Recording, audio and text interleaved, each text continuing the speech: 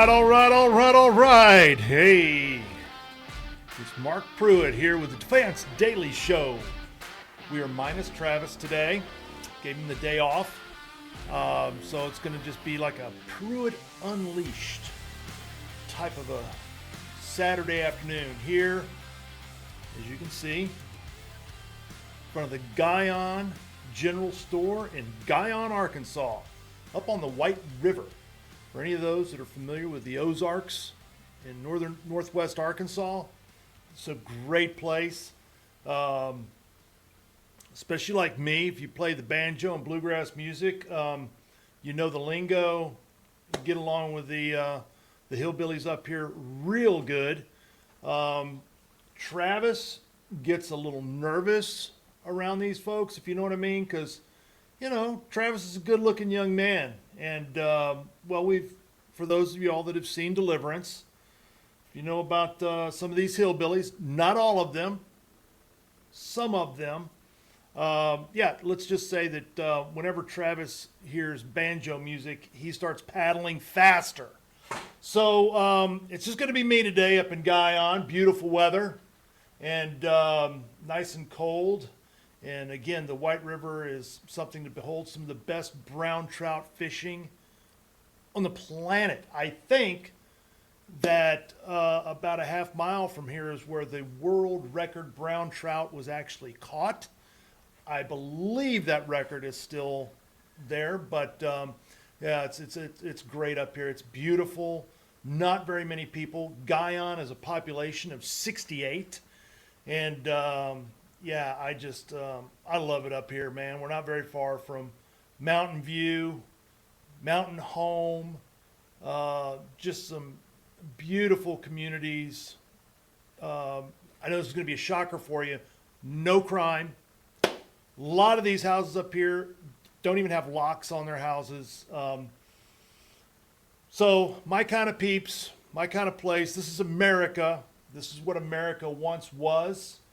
Across the fruited plain was just bigger versions of Guion, Arkansas, until we had mass immigration and the third world flushed its toilets and used us as a sewer system and dumped all their trash right here in our beautiful country. And now we've got a shit sandwich that we're constantly dealing with and fighting.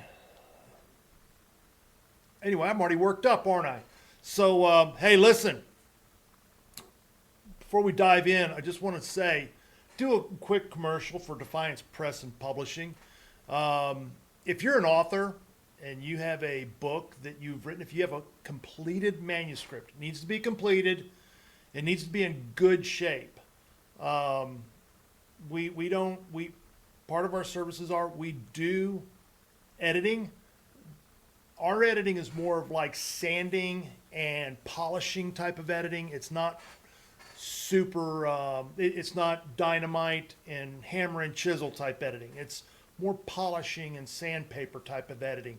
So, but if you have a manuscript, and especially if you're a conservative author, if you're a traditional American, a real American, and you have a passion for writing and you've written any sort of book, it doesn't have to be a political book. People ask me all the time, hey, Mark, does Defiance Press, do they do other than political books? Absolutely.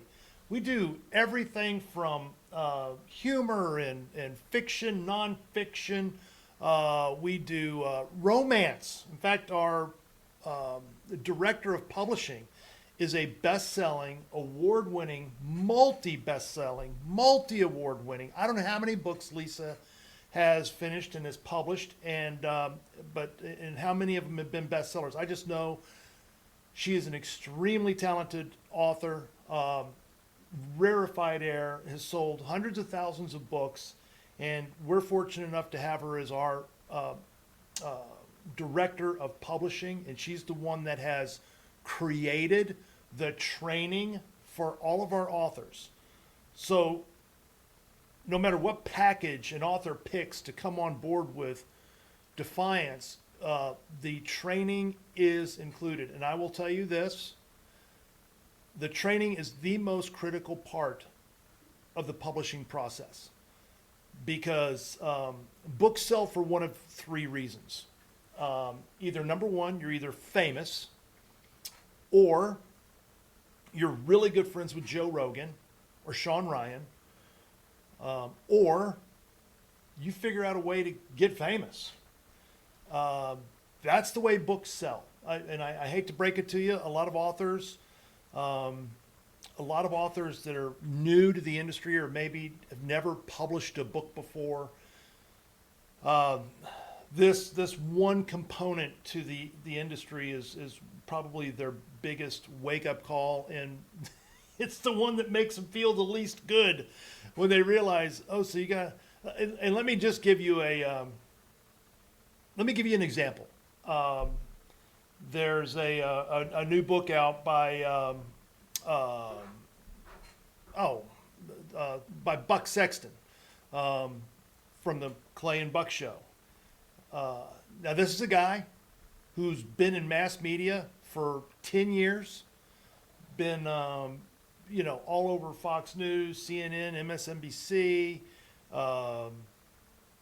has a weekly nationally syndicated radio talk show. In fact, their talk show is the one they picked up. They're the old Rush Limbaugh show, in essence. If any of you know the Clay and Buck Show, they were brought in after Rush passed away. So they've got over 600 radio stations that they broadcast every day, 5 days a week, 3 hours a day. Buck has podcasts. He's guests on news channels all the time. He's guests on people's podcasts all the time. And he's been talking about for 6 months. His book just came out last Monday. And he's been, marketing it for 6 months with all of this media that he has. Just, it's laying in his lap. And the microphone that he has and the ability to talk to millions of people about his book. And as of Friday, I was talking to Lisa, and as of Friday, I think he was up to almost 50,000 in sales. That's across the board. That's written, that's Audible, that's all, ebook, that's everything. I think it was up to almost 50,000 books, and a whopping 13 or 15 Amazon reviews. Okay? Now, the reason I say that is this. The key to having a bestseller, it's not about writing the best book in the world. That is not it. There are untold numbers of books that have been published that are available on Amazon that would win Pulitzer Prizes if anybody had ever found out about them. And they're published, and they're on Amazon. Anybody can go on there and buy them. And they haven't sold 3 copies. The reason being, nobody knows the author. Nobody knows the author.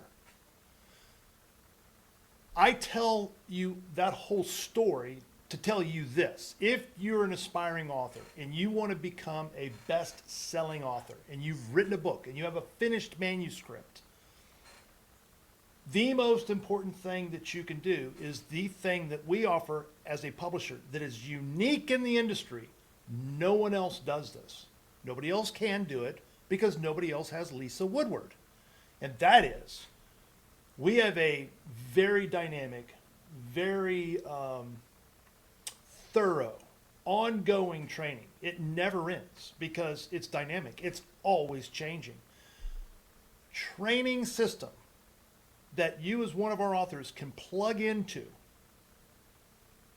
and learn how to grow your all your social media platforms, your personal brand, how to get on podcasts. We teach you all of those things. And we're the person that's teaching it, the person that put this training together is Lisa Woodward, who happens to be a multi-best-selling, multi-award-winning author. And guess what? She started out as nobody. Nobody knew who she was.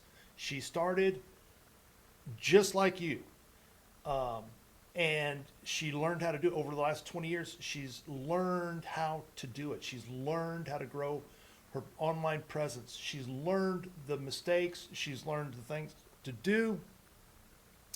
And now she's teaching our authors to do the exact same thing that she has done.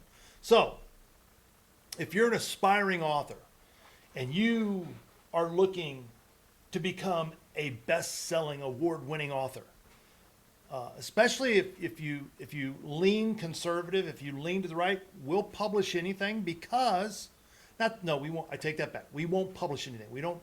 It's got to be quality. It has to be quality written. What I'm saying is, if you're a liberal, if you're a lefty and you've written a great book, and you want to publish it with us, we'll publish it. We're our founder, David Thomas Roberts, was a First Amendment diehard, just like I am, just like our CEO, Travis Roberts, David's son. We're all, the First Amendment is sacrosanct. And so it doesn't matter if you're left or right, but if you are conservative and you've been looking for a publisher and you realize how difficult it is to find a publisher that will take your book seriously, if you're conservative, then you know what I'm talking about. We're here for you. If you're conservative, I don't care how conservative you are. If you've written a good book, if you've written a quality book, if you've written a book that there's a market for, we want to take a look at it. We want to put it through our process, and we'll review it. We'll go through it, and if it's up to standards, then we would love to publish it. So anyway, all you got to do is go to defiancepress.com, defiancepress.com. You can click on Get Published. It will take you through the process. Finally, you got to fill in all the right fields and everything, and then upload your manuscript. Your manuscript is protected. You click on some boxes. It's like an NDA in there. We don't take people's manuscripts. We've been in business for, I think it's like 15 years now, and we've never had an issue of taking anybody's manuscript or playing any funny games or anything like that. We have never done that. We never will. You can upload your manuscript. If it's something we decide not to do, we destroy it. It's out of our system. We don't keep these things. We're not interested in doing that. We're interested in helping people become best-selling authors. And so give us a shout out. Go to www.defiancepress.com, upload your manuscript, fill in the form. Then you're going to start getting a series of emails. You don't have to call us. All of your questions that you have will be answered in those emails that you will be getting. And as you finish one, you'll get another one. And I think it's a total of 5 emails. By the time you're done with those emails, all of your questions will be answered and you will know what you want to do. And then we will set up a phone call to discuss next steps and how to go ahead and consummate the relationship, bring you on as an author, and we would just love to have you and love for you to become one of our many best-selling authors. And so anyway, I just wanted to make a shout out for Defiance Press, and hopefully if you are an author or know an author, send them our way. We would really appreciate it. But lots of things are happening. You know, we're in the political season. I had a thought this morning. It was a little sad. I'll share it though. Not that everything is sad. Not that everything is bad. I think it's never good to be Debbie Downer or to be Eeyore. I don't think that's good for your mental health. But I do think being realistic and being plugged into reality is, I don't think that you can be mentally healthy unless you're plugged into reality. Okay? I just don't think you can. I know lots of people who probably think they're based in reality, but they're not. They're just They're just not. So we're in the middle of the political season, and I thought this morning, I'm watching all this stuff going on around, all the drama, and nothing's different. Nothing has changed. Listen, political drama, political fights, especially during an election season in any healthy form of government that incorporates any part of the democratic process. In other words, citizens have the ability to go vote for their leaders, for the people who they choose. The citizenry in some way or another is involved in the process of picking the leaders for the country. Anytime you have that, you're going to have all kinds of fights, and you're going to have people accusing things of, sometimes horrible things. A lot of times it's made up. A lot of times, and this is why you've got to be careful during the political season. A lot of times you'll hear people make accusations of, the best way I could describe it is it's the skin of a truth stuffed with a lie. There may be some component that is true, but all the stuff that's in there, what they turn that patina of truth underlying that, they've stuffed it with a bunch of lies, but they've used enough truth to get it by to you, to get it by that. Well, hey man, this must be, because I know that's true. That the rest of this must be true. You got to be really careful about this, folks. Don't fall for that. Don't fall for it, because that is manipulation, and that's not a good thing. And that's how we end up getting politicians like Greg Abbott. Affectionately, I call him Wheels, which I know that drives some people crazy. But I'm sorry, Wheels Abbott is an evil individual. What I mean by evil is he is owned by Satan. He is vile. He is disgusting. He is corrupt. He is a sociopath at best, a psychopath at worst.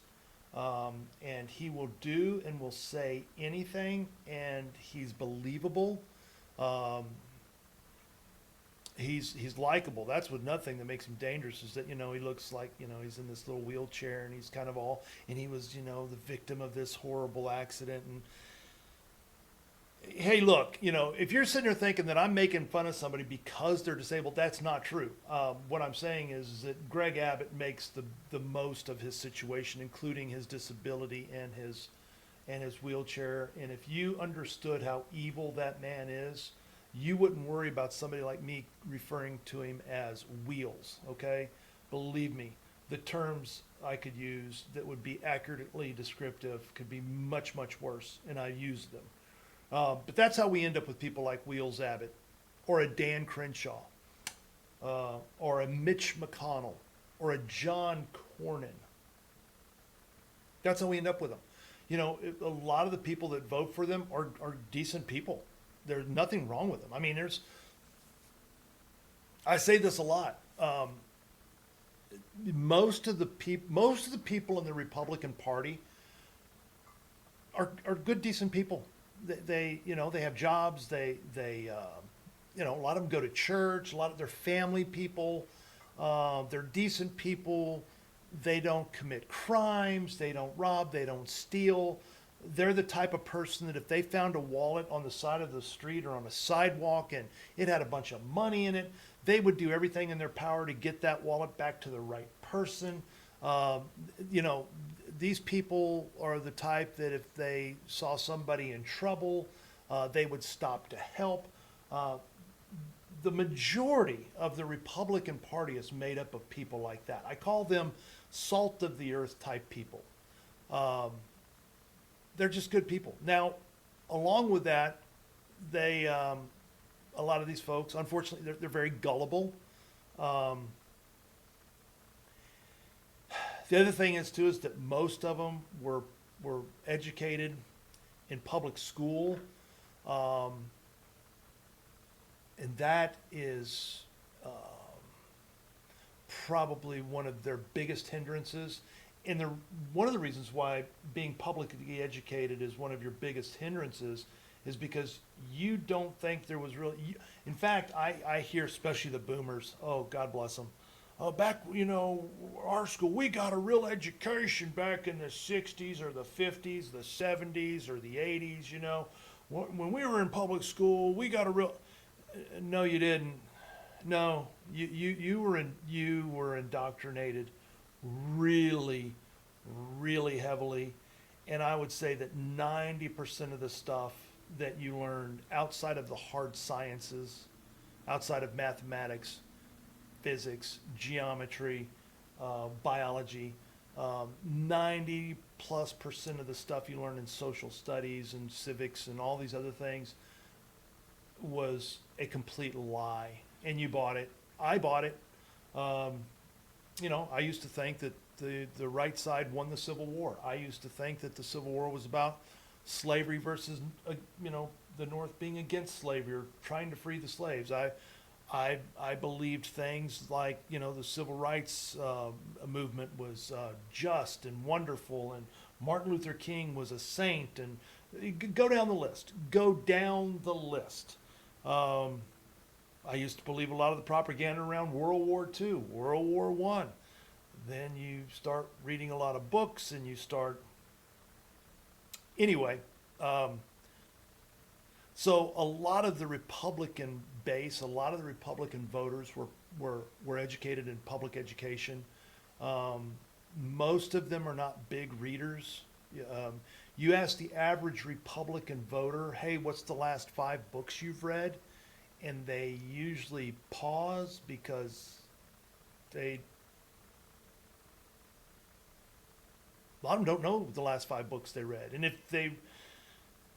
what's even worse is if it's a Republican woman, she'll say 50 Shades of Grey. And you go, great, okay, so you're into mommy porn. And again, I'm not saying this about all. I'm not saying, I'll have people, slam me in social media. Well, by gosh, I'm a Republican, and I'll tell you the last 5 books. Sir or ma'am, then I'm not talking about you. I'm using terms, I'm using broad brush strokes, but I think I'm being fair when I say most. And the reason why I think I'm being fair is because I've been in politics. I've been an elected official for 2 terms. I've worked the polls. I've worked the primaries in Montgomery County in Texas, talking to voters, primary voters. Primary voters are the gold standard voters. Only about 15% only about 15% of the voters show up for a primary. Okay? So it's in the way that politicians and political parties and all the political consultants, they will all tell you, primary voters, those are the gold standards. Those are your real into understanding politics, educated voters. And folks, I can tell you, after working parking lots during the primaries and talking to Republican voters, most of them, not all, most of them, not real bright. Just, I'm sorry to say it, again, they might be great people. They might be wonderful. They might be somebody that you would trust your kids with to babysit or even look after. You could, give them your wallet and say, hey, hang on to this while I go run an errand. I'll be back in a minute. And you can totally trust them. I agree with you on that. Most of these people would be trustworthy for the most part. They don't break laws. They don't. If our society was made up of all of these type people, we wouldn't need cops. Okay, so they're good people. Smart? No, not really. No, not smart at all. And this is why we have the issues that we have. This is why we have the politicians that we have. Because the voters just really aren't that bright. They don't pay attention to really anything.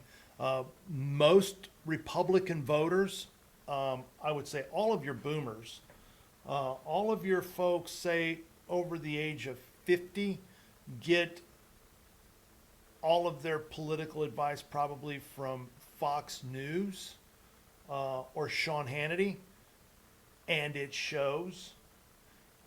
Again, you might be sitting there saying, well, what's the matter with Sean Hannity, Mark? He's, what's the matter with Fox News? They're better than CNN. You're not understanding what I'm saying here. Here's what I can tell you about Fox News. One of the big reasons why Wheels Abbott keeps getting reelected as the governor of Texas, even though he has done irreparable damage to Texas. He has done irreparable damage. What he has done in Texas is criminal. One of the main reasons why he keeps getting reelected is because Fox News keeps doing all of his PR work for him.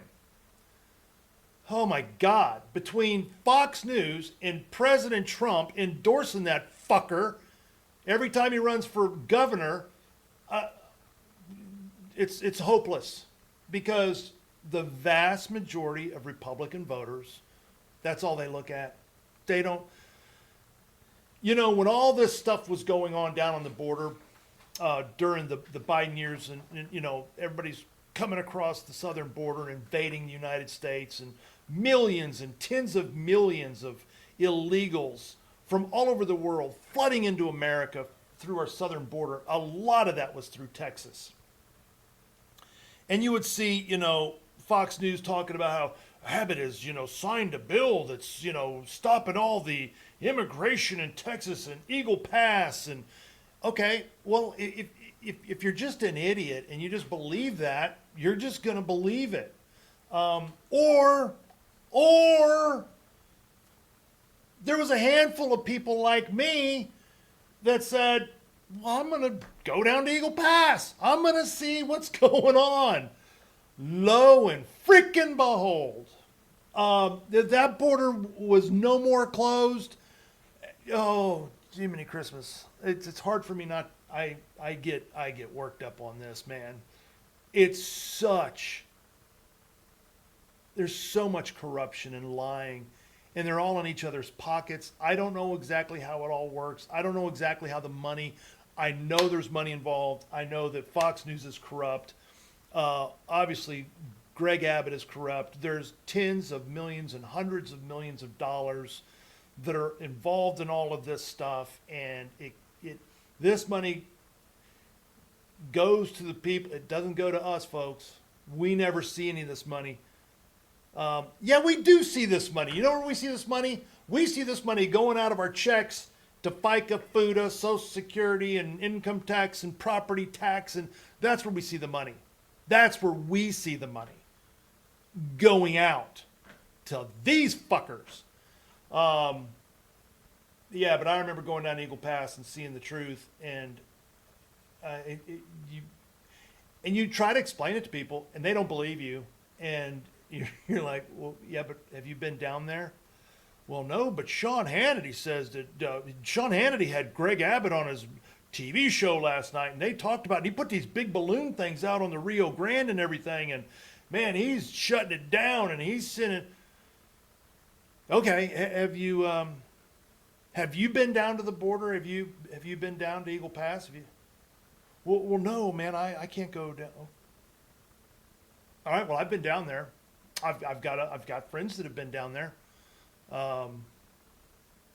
You want to ask us what we saw? No, you don't. Okay. All right. Well, hey, man. Yeah, good on you.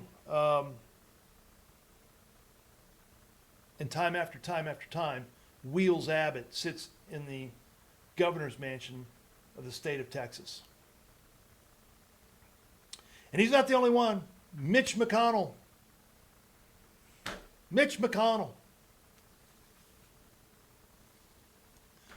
John Cornyn, another Texas Republican that just gets reelected each and every. And this guy, now, he may lose this time. He may. Now, I won't be surprised if he doesn't, because there's so much voter fraud. And that's another thing that most Republican voters are pretty retarded about. They think voter fraud only happens for the Democrats. Not true. It happens for the Greg Abbotts and the John Cornyn's and the Mitch McConnells and the Lindsey Grahams and let's go down the list. They do it too, folks. They do it. Why do you think nothing's been passed? The SAVE Act? What a fucking joke. Really? The SAVE Act? Okay. Yeah. We have Congress, we have the Senate, we have the White House. How much have we gotten passed? How much? It's been over a year, folks. Been over a year. We don't even have the SAVE Act passed. And by the way, the SAVE Act, the only way you clean up the elections, you have to do these things. Number one, paper ballots. If anything has to do with the computers, then it's rigged. It's rigged. It's rigged. If it's on computers, it's rigged. Number two, 1 day voting. No early voting. None. No early voting. 1 day, election day. If it's important to you, you make it work. If it's not, you don't. And that's kind of like a self-cleaning oven. I only want the people voting that, take it seriously. 1 day voting. Paper ballot, 1 day voting, voting in person. Period. No exceptions. Zero. There are no ballots in the mail. Well, Mark, what about the military? They have their own thing. Deployed, active duty, military personnel, they have their own system. That's a different deal. Oh, now if you're active duty military and you're based somewhere in Tennessee or Kentucky, you're in Fort Knox, Kentucky, and you're from Spring, Texas, and you just don't want to change your driver's license, well then you don't vote. Or you can drive back to Spring, Texas on election day and cast your ballot. Yes, even for the military. Yeah, if you're on base and you're living in Kentucky and you're based at Fort Knox, you change your address. You change your address, just like everybody else does. If voting is important to you, you do it. There can be no mail-in ballots. Do you understand? You can't, and I know, your Mimi is 94 years old. God bless her, and she's in a nursing home. And Mark, she can't get out. Mark, she can't get out. She's 94 years old, but she loves to vote. She has a right to vote. God bless your Mimi, and I mean that. I'm not being facetious. God bless your Mimi. And God bless you for taking care of your family. And I am being sincere now. I'm not playing here. I'm being sincere. God bless your Mimi. God bless you for taking care of your Mimi. I think that is great, and America needs more of that. Now, with that being said, don't get upset with me. We cannot sacrifice our elections for your Mimi's convenience. I know that sounds harsh. But I am sorry. That is a fact. We cannot sacrifice our elections for a family member or a friend who can't make it to the polls on election day. Okay? We can't do it. We don't live in a perfect world. And if you let any ballots for any reason go through the mail, the elites, the globalists, the commies, the people that are running the show, they will use that to steal elections. Do you understand? That's the way it works. Okay? There can be no mail-in ballots. None. If there are any mail-in ballots, then the election, as far as I'm concerned, why vote? Why vote? The elections are stolen. So, in-person voting, one-day voting, paper ballots, period. You must use a government picture ID, period.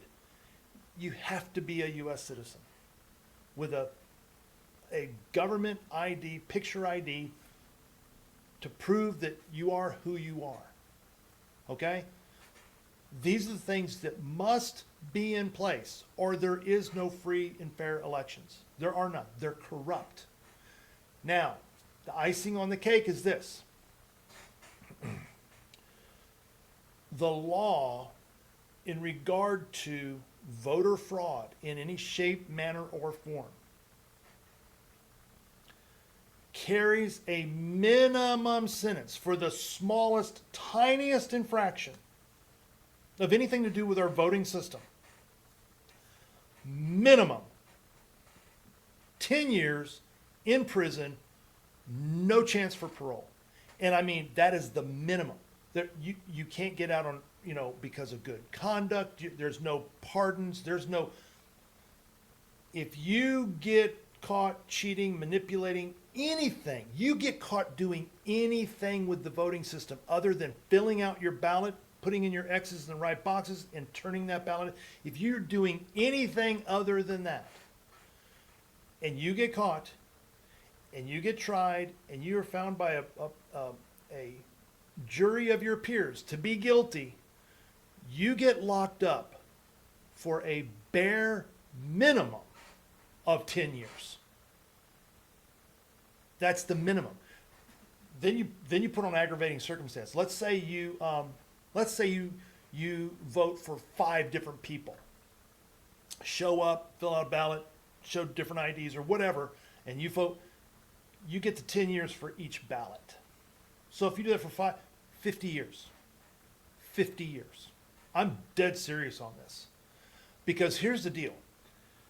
If we do that and then we follow up with it and we start locking people up for minimums of 10 years, all this it stops. It goes away and our elections become truly fair and free elections. Real elections. The only other thing that I would add, and I've thought about this and I keep going back and forth, but I keep coming back to it.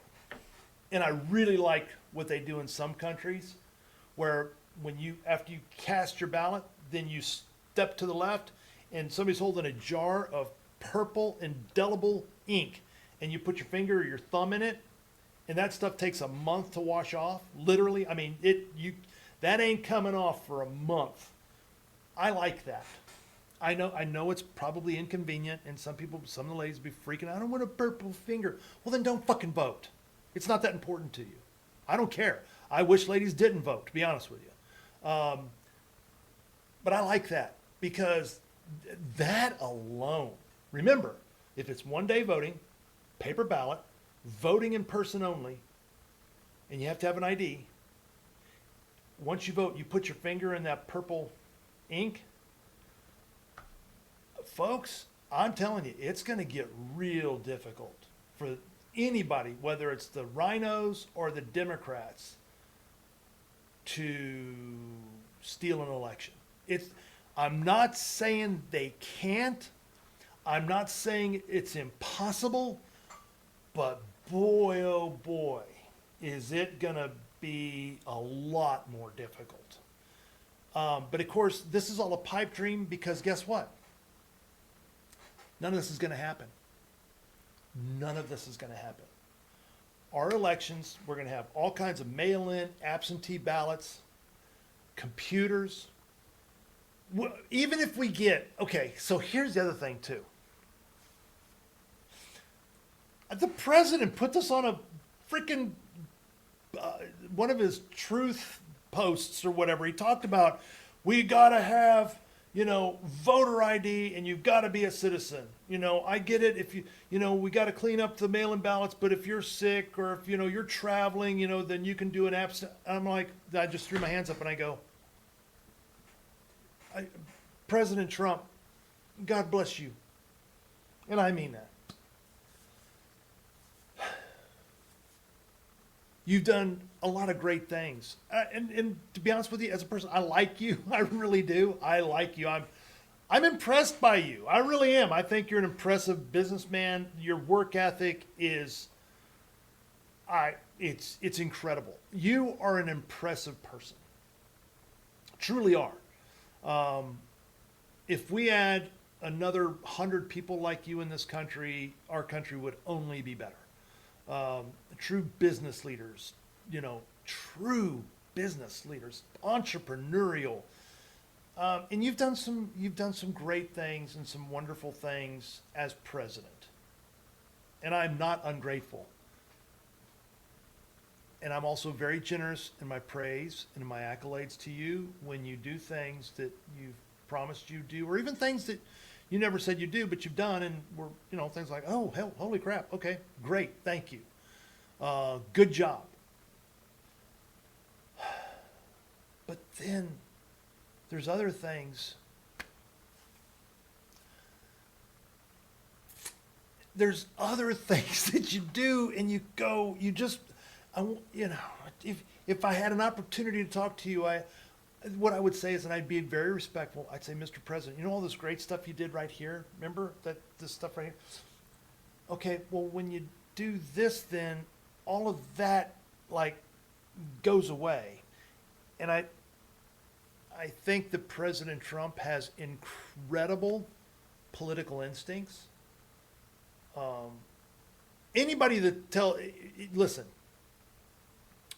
anyone that says that Trump's an idiot, just understand something, folks. Trump is anything but an idiot. And he's got some amazing instincts. But he also has some incredible blind spots. Incredible. Doesn't make him a bad person. But it creates problems. And Trump has made some missteps that I don't know what the total cost is going to end up being. But it's, he made a comment once, and he was just being facetious. And he said, I could stop the car and point a gun out the window and shoot somebody going down the street and people would still love me. Now, that was figurative. I mean, liberals lost their minds and, people were just, He didn't mean he literally would do that. What he was just saying that he knew he was very popular. And there's a lot of things that he could do or say that a lot of politicians couldn't, and his supporters would still be supportive. And he's right. He's still right. But there are some things, I think that's where maybe he's miscalculated. And he's done some things that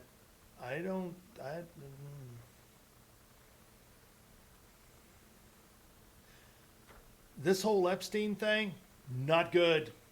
Not good. I'm not going to even go into that right now. I like talking about the Epstein stuff with Travis. Travis does a lot of great research, and I just like the interaction Travis and I have when talking about the Epstein thing. So I won't go into it now, but there's things that Trump has done and said recently that have really cost him some political capital. And this thing about voting is one of them, and I just shake my head and I go, Mr. President, are you telling me that you, as smart as you are, and you had the 2020 election stolen from you? I mean, with paper ballots. I'm sorry, folks. I just have a hard time wrapping my head around the fact or the thought, not the fact because I don't believe it, that President Trump doesn't believe that paper ballots, absentee ballots, have to be completely eliminated. You can't have them, period. For anybody. Like I said, the military, they have their own, if we have military personnel over in Syria, for instance, the military has a way to get those guys, those soldiers, those Marines, those airmen, Coast Guard, whoever they might be, you know, the military has a system for getting those votes from those service members and getting those counted. That's handled within the military. I'm not talking about that. I am talking about having a ballot that you fill out, you put it in an envelope, you lick a stamp, and put it in the mail. That kind of bullshit. We can't have that at all. You cannot do it at all.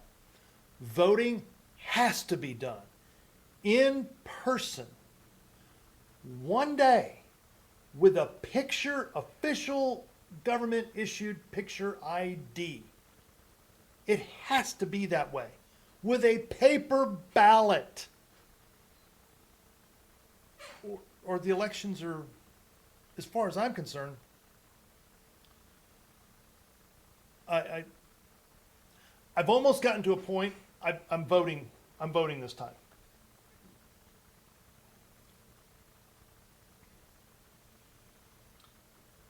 I posted something on social media today, and I asked a question, and the question is, and I have, because of I've been a police officer. For those of y'all that follow the show, you know I used to be a cop. And I've seen this, and maybe you have, but I'll ask you, the audience. Have you ever seen someone that has passed away that the paramedics are working on, and you know that they're gone?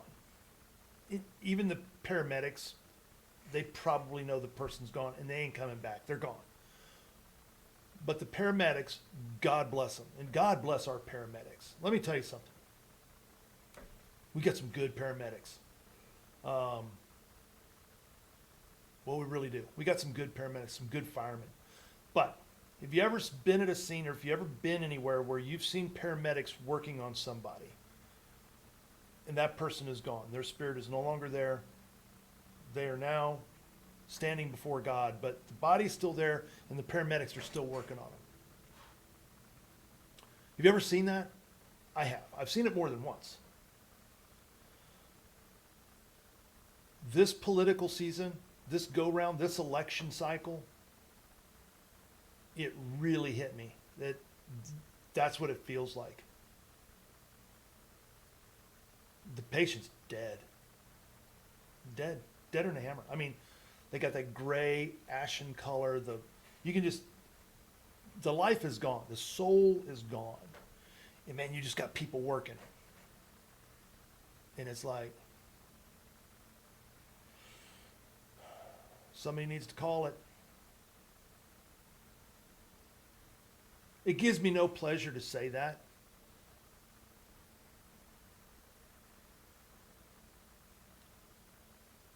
All my life, I've been raised to love this country.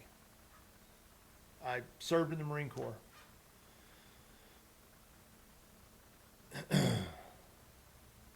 I was raised all my life, from my earliest memory, I mean, just to be patriotic, to thank God as an American that I lived in America. First time I went to a Marine Corps, I'll never forget this. Went to a Marine recruiter's office. Let me see, I was living in Bel Air. I was a kid, this is grade school. First, second grade, maybe third grade, probably first or second grade. I'd have to go back and see the year that was, but I do remember this. So, I think it was my mom. I talked her into me and my best friend, Bill White, my best friend in grade school. We had both said, man, we're going in the Marines. He did, and I did. for whatever reason. I don't know. Well, Bill and I, we lost touch moved after grade school, whatever. But anyway, this was early on. I knew I wanted to be in the Marines. And so it's first, second grade, like 1971, 72. The Marine Corps was doing a recruiting. Um, they were using, and I forget the actor's name, but from Gomer Pyle, Sergeant Carter. Gosh, what was that actor's name? Anyway, they used him as part of their recruiting.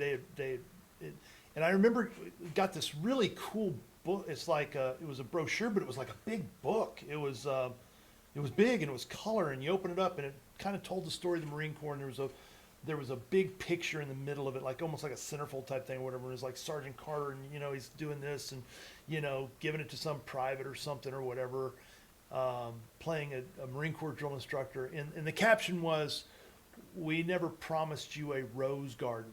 Now, some of you old Marines, you remember that ad, that recruit ad that the Marines used back in the early 70s. This is in the heat of Vietnam, obviously. Anyway, my mom, me and Bill loaded up in the car. She took us like to the Sharpstown Mall or something like that. I forget where we went, but it was a Marine Corps recruit station in one of the shopping centers or something. And we went in there, and I remember these young Marines, they're looking at us like, "What are y'all doing here?" And my mom, she goes, "They say they want to be Marines when they get older." And so these young Marines, and I don't know what they're probably corporals or sergeants. And but I remember they were nice, and they loaded us up. They gave us some stickers, and they gave us a couple of these books and some brochures, and we shook their hand, and we were like, "Oh my God, this is awesome, man. These are Marines, man. This is the real deal." And man, I kept all that stuff. I had it most for a long time. I grew up loving this country. I just wanted to be an American. Born in a time when there's, I don't know, at the time, 2 or 3 billion people on the planet.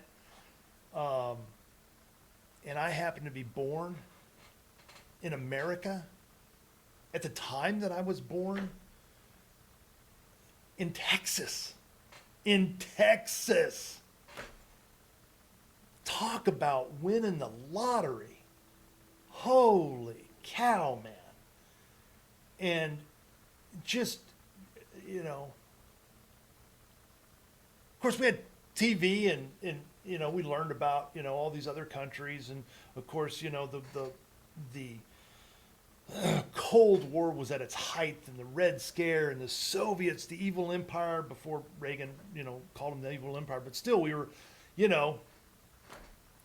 not that far outside of, the Cuban Missile Crisis, and we were in, Vietnam was just going crazy, and Nixon got elected for the first time, and I just felt so blessed, even as a kid.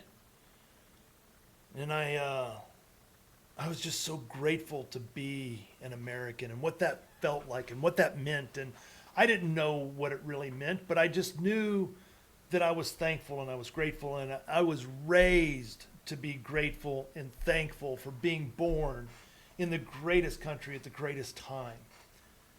And, now fast forward how many decades, and I look out my window, and I for those of y'all that follow me at all, you know that I travel a lot. I love road trips, man. I love road trips because I love seeing America. I love road trips through the middle of America, not on interstates, but on highways, on the blue roads, for those of y'all that remember maps, or the little black roads, the highways that go through all the little towns, and seeing the country, just meeting the people. America. And now, even when you go out on the little highways and through rural America and you want to stop at a hotel, it's owned by the frickin' Patels.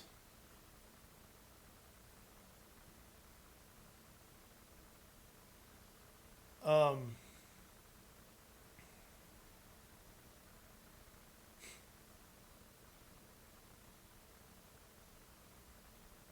it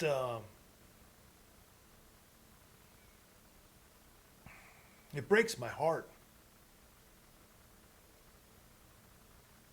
I see the fighting. I see the people that hate freedom. I see the people, not just the people that hate freedom, but I see the people that are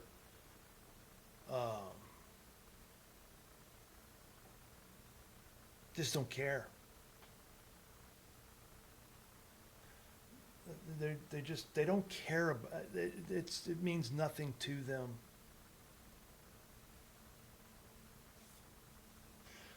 Apathy. So many people that live in this country, they're just apathetic. They just, I don't care. They don't pay attention. They can name you all the members of the Kardashian family.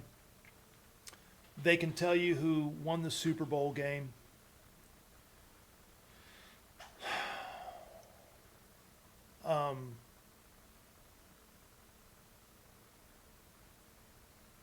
I think of the founding fathers generation and the young men.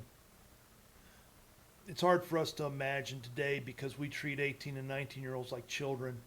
We let our 25-year-olds still live at home sucking off mom's tit, paying their fucking insurance, treating them like children. Back in the founding revolution, you had 15 and 16-year-olds leading men into combat. Yeah.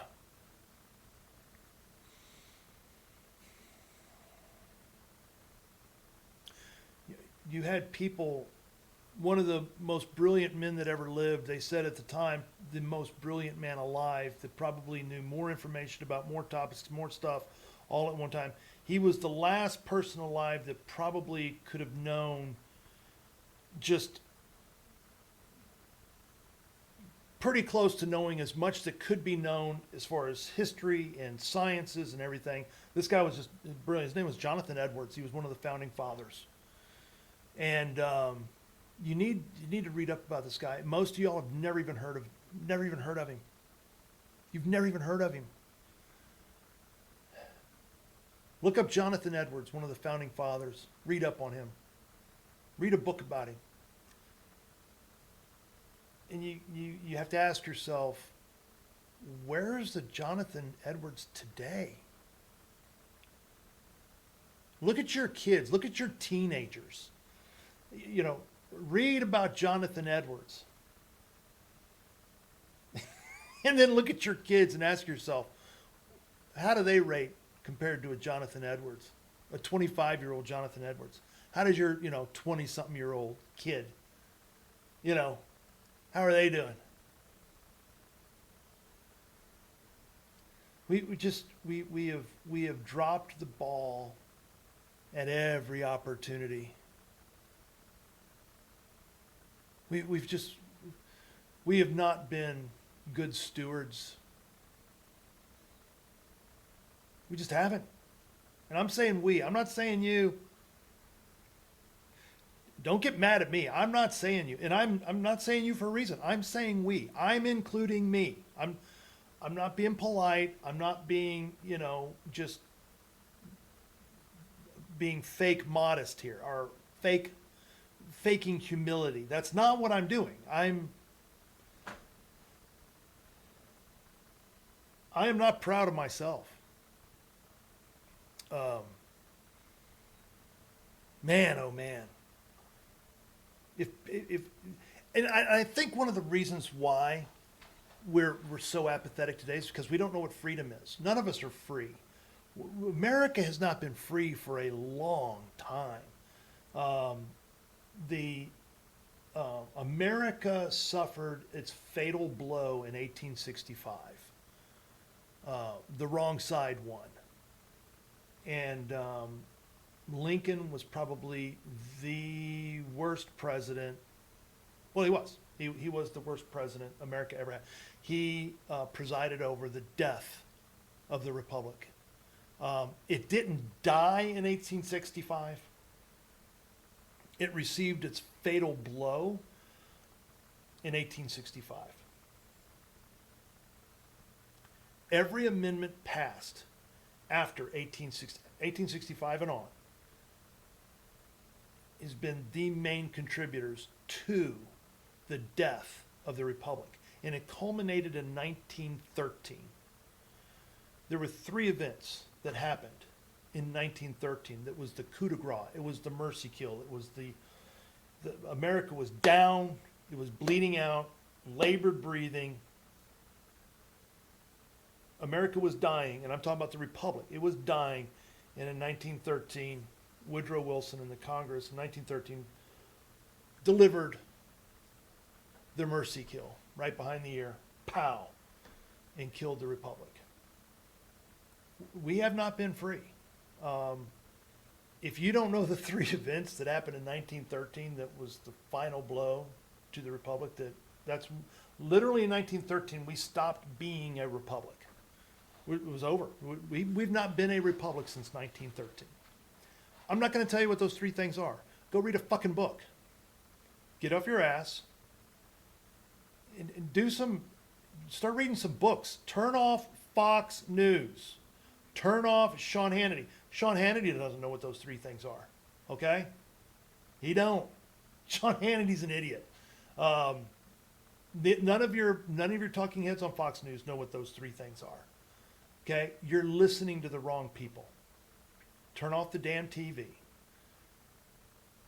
and read some books. Read some books. Three huge events that it was the final blow. Our republic died in 1913. So, look those up. When you find them, you're going to go, holy shit, I thought that Pruitt guy was full of shit. No, I'm really not. Look up those three events. 1913. That's when the Republic died. We've not been free since. And every day, every week, every month, we lose more and more freedoms. I want you to think about something, folks. Got illegal aliens over here from all kinds of third world shitholes becoming multi-millionaires with our tax money that you and I are well, obviously you can't avoid paying taxes because you got gas tax, you got sales tax, you got all these different but when it comes to income tax, hey, you do you. That's all I'm going to say. You do you. But you're not free. You're not. Here's another thing. What is the definition of freedom? What is the definition? How do you quantify freedom? What are the three legs of freedom? There's three legs for the stool. Three-legged. You ever seen a three-legged stool? There's three legs to the freedom. Political, spiritual, and financial. You have to be free in all three areas to be free. For instance, you could have spiritual freedom, in other words, the freedom to, pray and worship as you choose. But if you're in a prison cell, if you have no political freedom, if you're in a prison cell, then you're not free. You could have spiritual freedom. You could have political freedom, but you have no financial freedom. You're not free. You're not free. If you don't have financial freedom, then you can't do anything. You can't do any. You're not free. You have to have all three. And financially in this country, the taxation the fraud, the inflation, let's go down the list. We're slaves. We're slaves. We're not free. We don't even know what freedom is. Folks, you wouldn't know freedom. You wouldn't know what to do with it. The other thing is, too, is most people are terrified of freedom. Real freedom means there's no safety nets. That's the other thing that's Republican voters. It is absolutely. It boggles the mind because Republican voters will sit there and they talk about freedom. Man, well, freedom, it's freedom, free, and they don't even know what freedom is. Because you'll hear Republican voters talk about how we need to have a Medicare, and we need to have safety nets, and we need Social Security, and we need safety nets, and I'm going, what? That's not freedom. Well, Mark, what do you expect? I mean, what if somebody gets sick and they ain't got insurance? Maybe they should have planned. Is it my responsibility? I mean, now voluntarily, if a person falls on hard times and I see them as, hey, yeah, that dude, they just had some really bad luck. Here, how can we help? I have no problem with that. But the government telling me, holding a gun to my head and saying, hey, we're taking this money from you because some people may not have health insurance or whatever the case may be. That ain't freedom. And if you're okay with that, if you're okay with Social Security and Medicare and Medicaid and SNAP benefits and housing, and if you're okay with the government being in charge of education, if you're okay with the government educating your kids, that tells me all I need to know about you, man. That tells me all I need to know about you. Holy shit. Anyone, especially today, that would allow the government to raise their kids, I have no words. I have no words for that. So, we're not talking about Democrats here. We're talking about Republicans.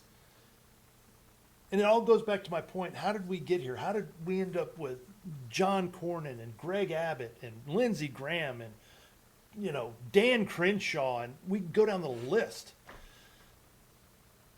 This is how we got there. Ignorance and apathy. Apathy and ignorance. Laziness, stupidity, sitting around scrolling through our social media or watching Fox News, getting our news from memes. Oh my God.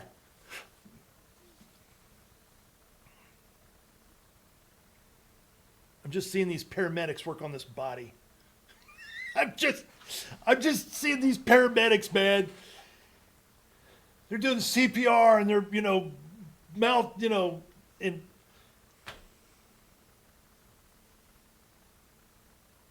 that person's dead. Person's dead. That's a dead patient. They ain't bringing him back.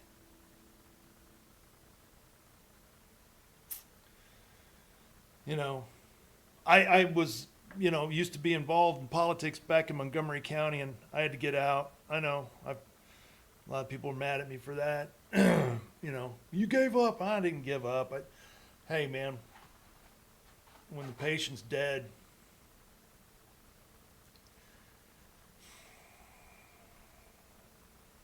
I don't know. Maybe I am wrong. Maybe I, wrong for leaving. I can't be around a bunch of people. The older I get, the more I understand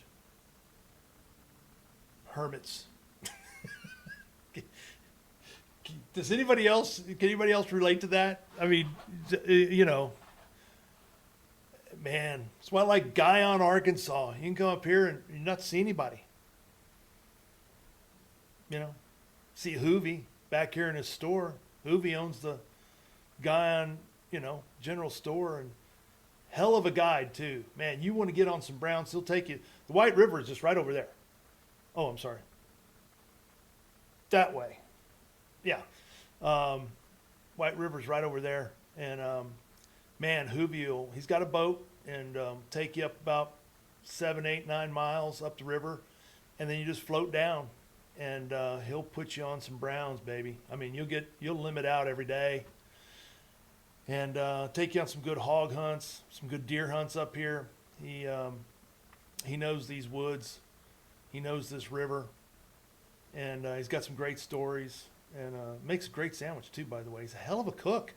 That little store right there, man, you go in there and, hey, Hoovy, he's got, have like some soup of the day, some sort of like clam chowder or something, homemade from scratch. You'd never think, being out here in Guion, Arkansas, the middle of freaking nowhere. This is the middle of nowhere. There's nothing out here.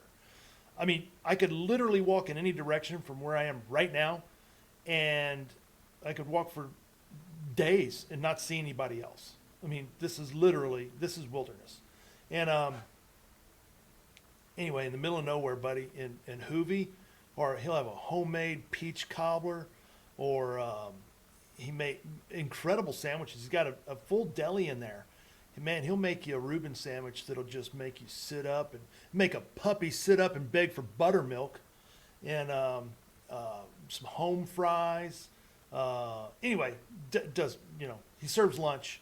And people come from all over. They'll come in and everybody knows everybody. And it's just a little, it's the only store here in Guion. It's the only place around. And people come up to see Hoovy and his lovely wife. And it's just so cool, man. And nobody here to mess with you. You're not looking over your shoulder, looking for, people that have been giving you death threats. Nobody knows you're here. Nobody knows where I'm at ever. I mean, you never know where I'm going to be at. Anyway, I left Montgomery County and I missed the people. I got to really respect a lot of the people there. And I did a podcast last week from out in the hill country, Texas, and I was talking about what was going on with that whole Wayne Dolcefino documentary. Just a total sham hit job on the grassroots Montgomery County Tea Party, Gwen Withrow and John Boucher and the members of the CEC, the Montgomery County Republican Party, and just a real shame what Wayne Dolcefino did. Came in not knowing anything about nothing, just being a piece of shit reporter, and then coming in and listening to a bunch of rhinos and getting one side of the story, and then going in and literally shanghaiing people like John Boucher and the Yaquis and Kim Weber and John Wirtz and a bunch of different people, Dale Inman, just some great people in Montgomery County that have served selflessly, benevolently, no pay, nothing in it financial for them, just a love and respect for freedom, for our system, and wanting to serve the people of Montgomery County. Great people. Very, very conservative. And we had lived in Montgomery County under this rhino leadership, this, quasi-Republican, but doing everything the Democrats. It was a total disaster in Montgomery County. Total disaster. Until finally, we started kind of getting together and get a little organized. And we started standing up against these people like Charlie Riley and the people like the Will Metcalfs and these families that have been in Montgomery County forever. And it's the same old story, folks. You know what it is, and it's the corruption. It's the good old boy system. And finally, we just like we'd had enough and just said, no, you can't. We're not going to live like this. We're not going to work hard, get Republicans nominated and elected, and then turn around and watch them work with the Democrats and pass stuff that's for Democrats. So, you know, we just got organized. John Boucher come along. He stepped up. He was kind of the reluctant candidate, best I can tell you. I mean, I know John. John loves politics. He does. It's in his blood. He does. I love politics. It's interesting. It's an interesting thing. But John was a reluctant candidate. You know, I think John's more interested in being a successful real estate agent and business owner than, you know, spending a whole lot of time as a politician, especially an unpaid position. Just, you know, but I think John is also driven by something more than, you know, just personal interest. I think, well, John's a Christian, so I think he's driven by eternal type motivational things. I think he's driven by legacy, and, you know, what is he going to leave behind? He's got a family. He's got kids. You know, what is he going to leave behind as far as a name, and did he do the right things for the right reasons, and things like this. I think John is legitimately motivated by these altruistic ideals, which is great. And so, you know, John stepped up, and we all, you know, got behind him, and we started calling out the rhinos, and buddy, it got ugly in Montgomery County.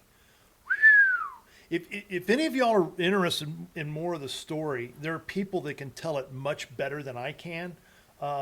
If I would go to one of the CEC meetings, those are open to the public.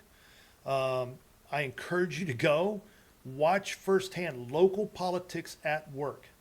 You'll never understand unless you go to some of these meetings. And I'm not saying you have to run for office, but just go and see how this all works. It will help you learn how to vote. I will tell you that. And it'll teach you how to cut through the crap. But go to some of these CEC meetings. Get to know the people. Get to know the Yakis. Get to know John, the Withrows, the Kim Webbers, Dale Inmans and John Wirtz's and different people that have spent a lot of time serving as precinct chairs. And there's a couple of restaurants close by where the CEC meetings are taking place, stuff like that. Go for a cup of coffee after. Say, hey man, can I, let me get you a cup of coffee, or let's go have some nachos over here, wherever. I just want to pick your brain. Tell me some of the stories. Tell me how did you guys get here? What all? Tell me about the Brian Christ days. Oh my God. And then let them tell the story, and you can kind of see how Montgomery County, the fight that was fought, and the people that fought it, and the patriots, and the price they've paid and continue to pay, the fight that's still ongoing, and how devious and evil these people like Charlie Riley and Metcalf and oh my gosh, man, some bad people. Those rhinos are some devious, evil sons of bitches. And learn about, what has taken place in the last 5, 6, 7 years in Montgomery County and the price that's been paid. It'll blow you away. It's actually quite entertaining, to be honest with you. And I think you'll find it very, very interesting. But, get to know these people, and you'll find out very quickly that they're great people. They really are. I mean, look, and I don't go around waving flags for politicians and suck up and all this kind of stuff. I don't do it. I don't do it for John. I know I talk a lot about John. You might think that, oh, I'm some, sycophant or something. I'm not. John will tell you, I'm not a sycophant. I've told John many times, hey man, if you ever got out of, line, I'll call you out on it. I mean, isn't that what we're supposed to be? I mean, if I was a politician, I would think that my best friends would be the ones that I'd be afraid of a little. That I'm like, no, shit, I can't do that, man. If Bob found out I did that, holy crap, I mean, keep yourself in line a little bit. So, John's not looking for a bunch of sycophants to, sit around telling how great he is. But what I am saying is, John has done some great things, and I'm proud of John. And John is running for Texas House of Representatives, District 16. He's running against Will Metcalf, that rhino piece of shit, lying, conniving, awful human being. And John needs our support. He needs our vote. He needs support in any way you can give it to him. It's John Boucher, Bouche. I know I had a post go out last week or something like that, and unfortunately one of the AI programs misspelt his name, and I felt horrible. And anyway, but it's John Boucher, and he's running for District 16, and here in Texas. Great guy. I cannot impress upon you enough. He's not a perfect guy, but he's a great guy, and he's very smart. He is, his ego's in check. We don't agree on everything. There's really only a couple things we probably disagree on, to be honest with you, and it's not jugular issues. John is a freedom first kind of guy. It's freedom.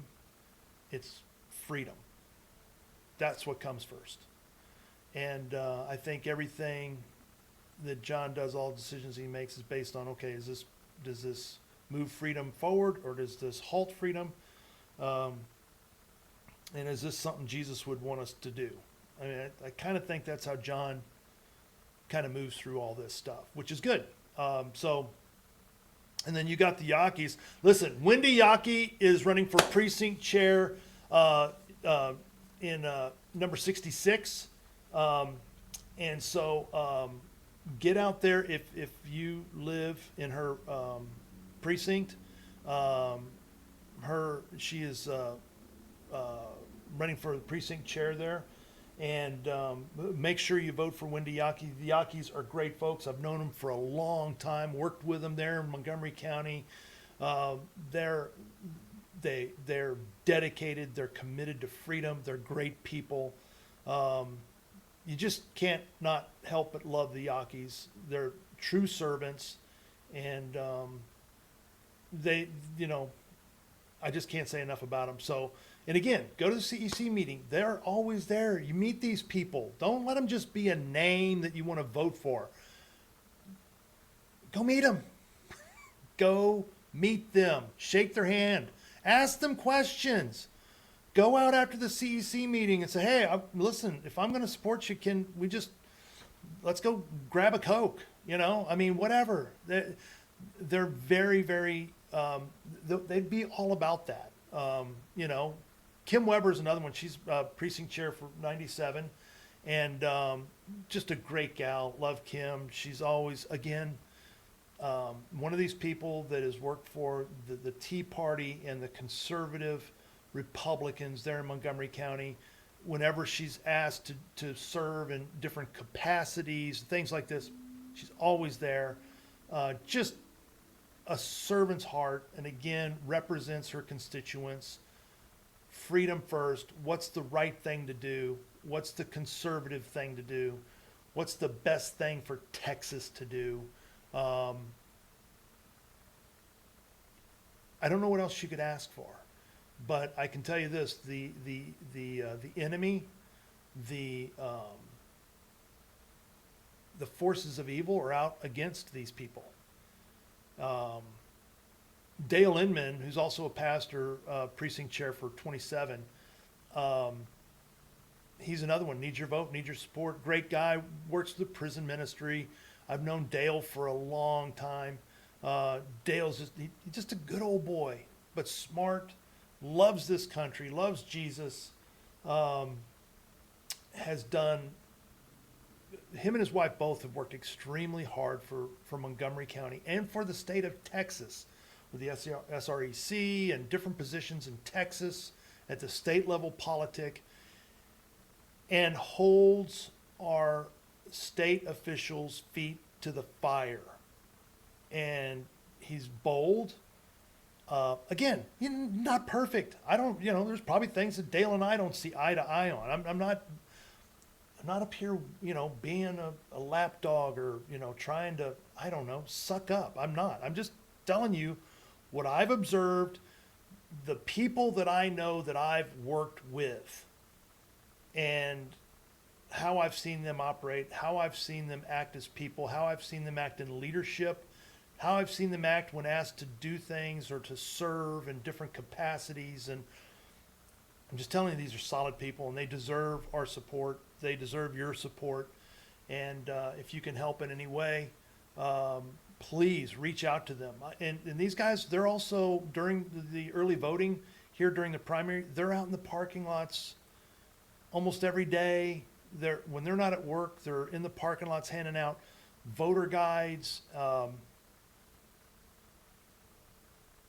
They would love your help.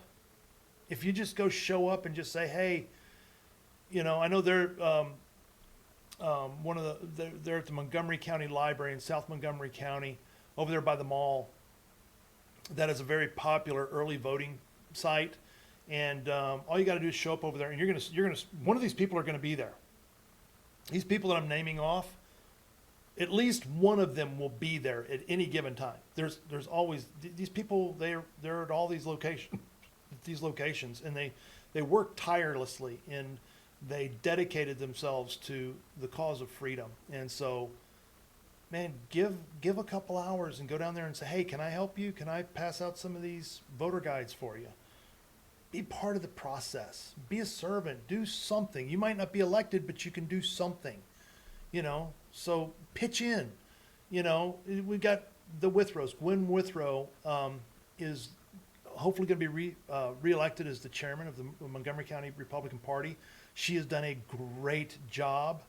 Man, it's been ugly the way she's been treated by the rhinos there in Montgomery County, by the good old boys. It's just awful to see good people mistreated and lied about, and especially that Wayne Dolcefino documentary, or whatever you want to call it, mockumentary. I don't know, just done in such poor taste. And the way he portrayed people in that was so false and so ugly. And let me tell you something, folks.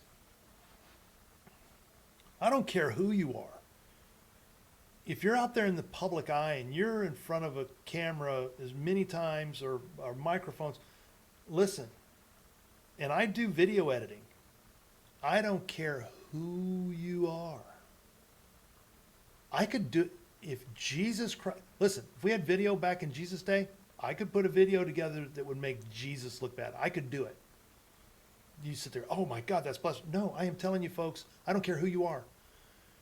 If you've got editing equipment, you can make anybody look any way you want. I can make great people look bad, and I can make bad people look great. It's all in the editing. And it doesn't even take AI stuff. It just takes the right editing.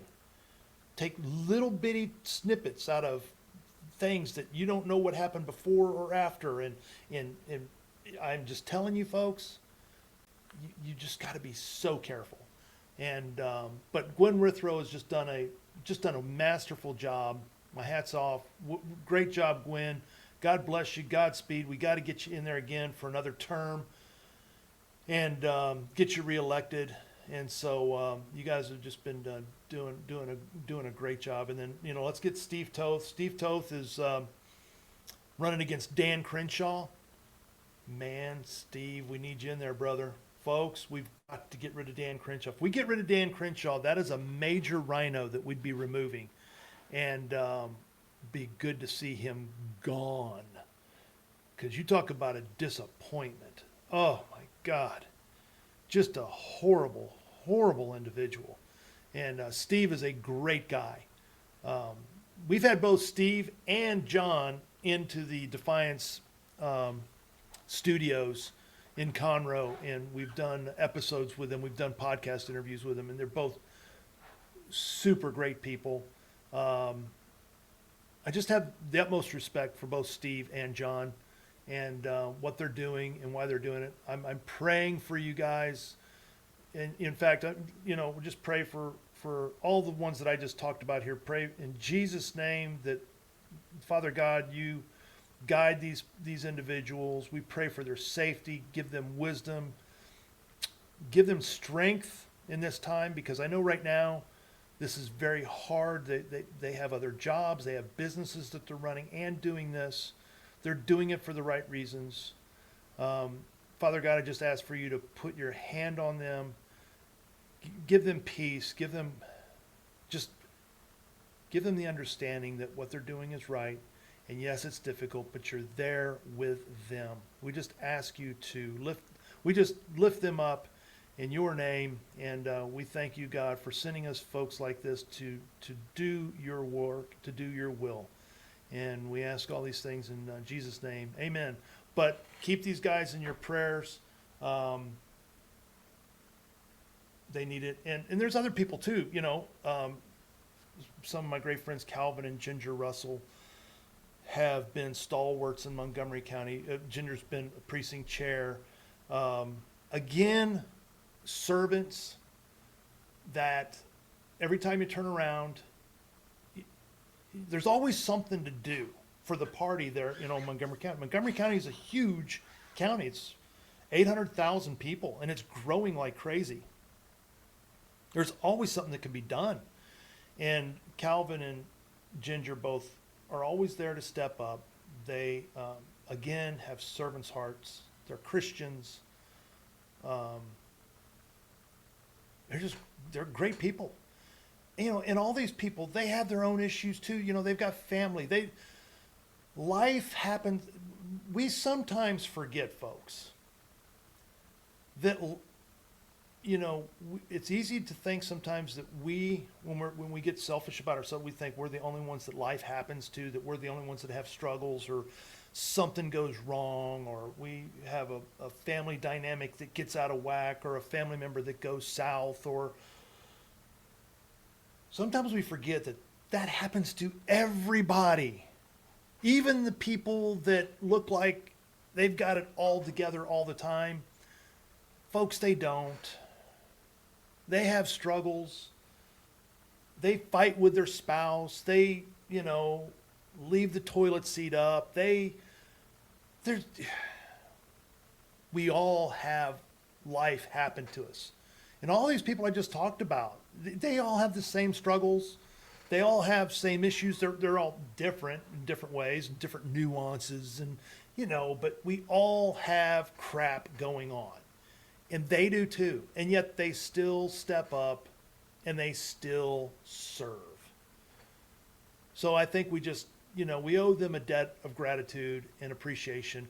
I would hope that, some of you guys find out where the early voting is going on in Montgomery County right now. There's only a handful of locations for early voting. On election day is when you have, each precinct has their own voting site. So that's when you have, 100 different or over 100 different locations in Montgomery County on election day that have voting going on. But during early voting, there's just a handful of locations in the county. Find out where those are and go by. When you're getting off work, let's say you get off work at 4 or something. I think the polls close at 7.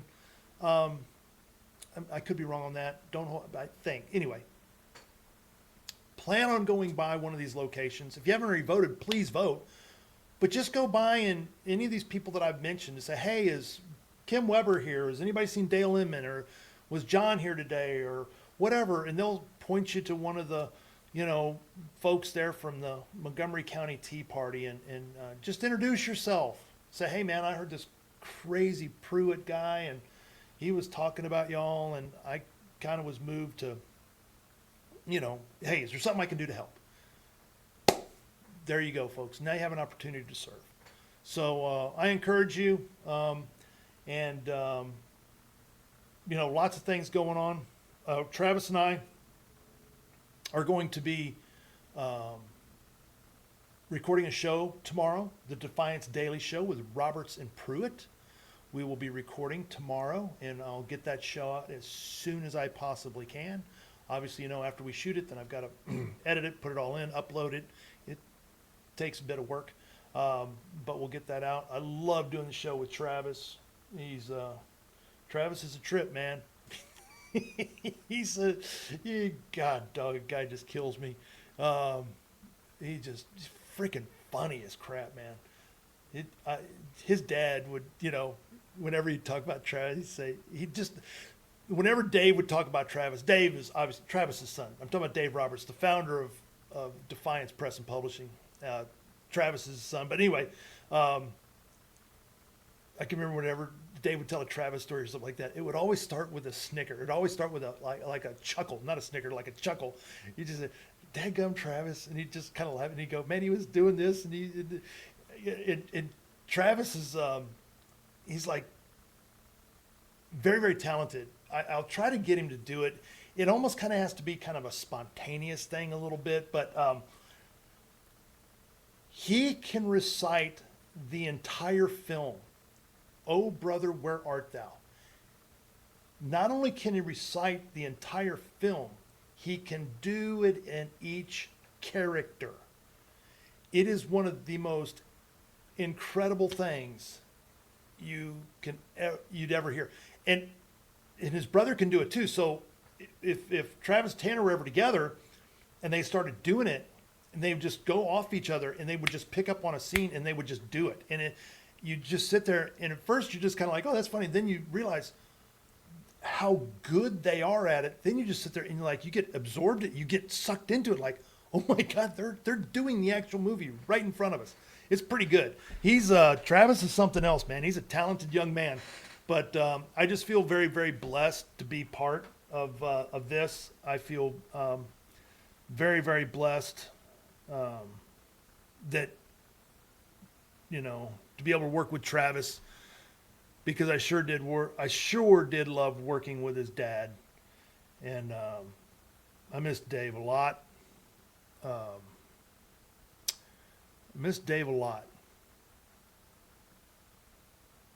During election season, I think, man, Dave and I used to have we had some real good conversations, and I really respected Dave. Dave was very, very smart. He understood politics. Boy, you talk about somebody that loved Texas. Whew. Man.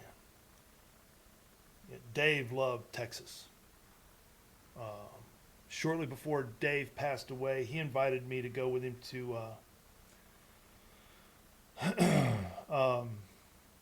oh gosh, not Goliad. Can't believe it. Anyway, where the come and take it. Oh my God. I'm just drawn a total blank. Anyway, great honor. We got to participate there in San Antonio on the anniversary of the the fall of the Alamo. It's coming up now, again, on the second year anniversary, when Dave and I went out there, and Dave got to speak on the doorstep there of the Alamo on this day of remembrance, this solemn day, March 3rd. Anyway, just got to experience some great stuff with Dave, and